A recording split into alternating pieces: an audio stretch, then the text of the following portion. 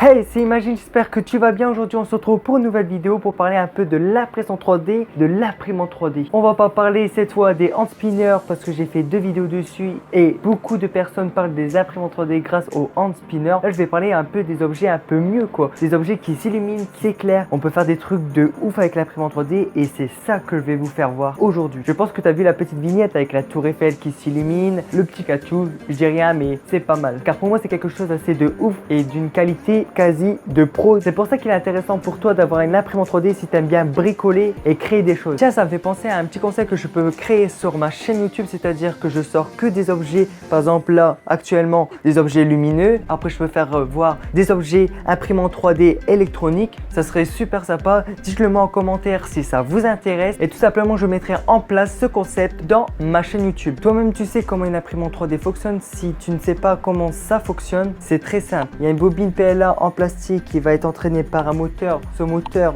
va descendre le fil dans la tête de chauffe. Le but de la tête de chauffe, c'est de réduire le diamètre du fil. Là, on peut voir au début, on a un diamètre de 1,75 mm et à la sortie de la buse, on peut voir un filament de 0,4 mm. La tête de chauffe permet aussi au filament de s'accrocher quand l'imprimante 3D va faire couche par couche pour donner l'objet en 3D grâce à ces 3 axes qui vont bouger, donc c'est-à-dire l'axe X, l'axe Y et Z pour la hauteur. Donc pour couche par couche, si tu veux bien comprendre, c'est très simple. Tu prends une imprimante basique que tu as chez toi, tu imprimes plusieurs fois la lettre A sur du papier et après tu découpes et là tu peux coller à la colle glue ou à la colle normale tout est A et à force ça va faire un objet en 3D. Après pour piloter toute cette imprimante 3D, c'est une carte électronique qui va servir entre guillemets d'esclave, c'est-à-dire qui va communiquer entre l'ordinateur et les moteurs. Et voilà, en quelques secondes, vous avez appris comment une imprimante 3D fonctionne. Mais avant de parler des objets lumineux, je vais vous faire voir un peu un unboxing de chez LV3D qui m'ont envoyé et merci à toi Karl, le PDG d'LV3D, de m'avoir envoyé ça gratuitement car je suis partenaire avec eux et merci énormément. Dans ce colis, on peut retrouver une bobine de PLA rouge métallisé qui est vraiment beau. J'ai déjà fait un hand spinner avec et il est vraiment top comme filament. Je vous le recommande. Si vous vous êtes intéressé, allez directement dans la boutique LV3D qui se trouve en description. Après, on peut retrouver le fameux butac de chez LV3D que je vais mettre sur mon imprimante 3D. Tout simplement, ça sert d'adhérence pour mes objets en 3D. Et puis, ça sera ma petite fierté de mettre la marque de mon partenaire sur mon imprimante 3D.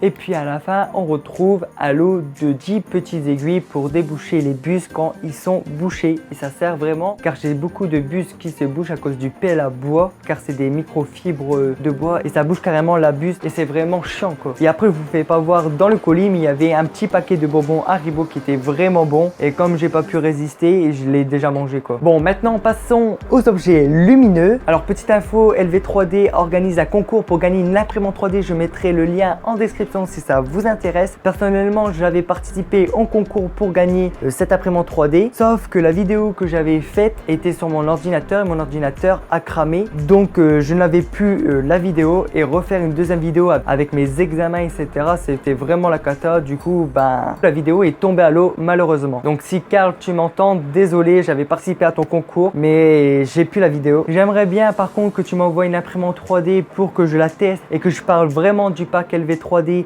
sur cette chaîne, ça serait vraiment sympa. Donc si tu es d'accord, n'hésite pas à me contacter. Maintenant je vais parler des objets lumineux que j'ai parlé au début de la vidéo. C'est ça je pense qui vous intéresse le plus. Commençons d'abord par le petit Pikachu pour un ami, pour sa grand-mère, pour son anniversaire. Et puis comme elle aime bien jouer à Pokémon Go, il m'a demandé de le créer. Donc ceux qui veulent une imprimante 3D, c'est vraiment intéressant pour offrir des cadeaux personnalisés et stylés. En plus, il s'allume. Vous pouvez voir un peu les photos qui circulent. En plus, on peut personnaliser avec un petit prénom dessus. Voilà, on peut faire vraiment pas mal de choses avec une imprimante 3D. Après, avec mon imprimante 3D, j'ai fait des petits champis qui s'illuminent, sont vraiment très stylés. Je les kiffe, surtout mettre sur une table de chevet, ça fait hyper joli. Vous pouvez lire votre petit livre au KLM. Je trouve qu'ils sont vraiment bien réussis. Qu'est-ce que vous en pensez? Dites-le moi en commentaire. Et maintenant, je vais vous faire voir la tour Eiffel que je pense que vous attendez de voir parce qu'elle est vraiment stylée et je pense que personne en impression 3D a mis des LED à l'intérieur. Par contre, j'en ai vraiment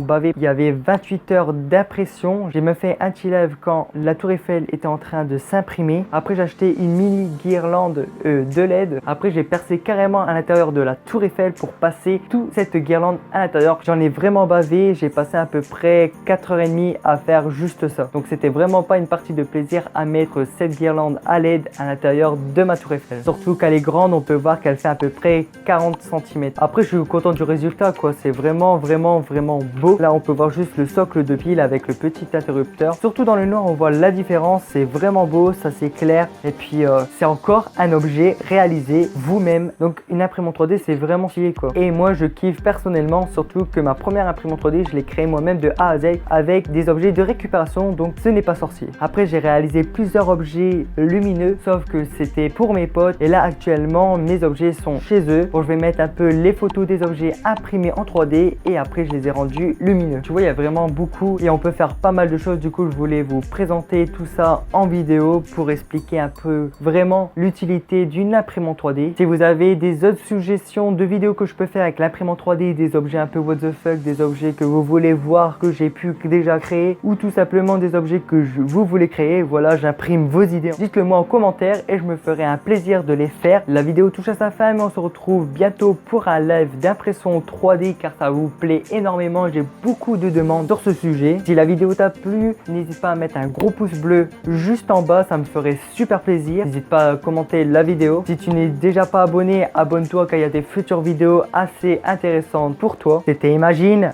Tchuss.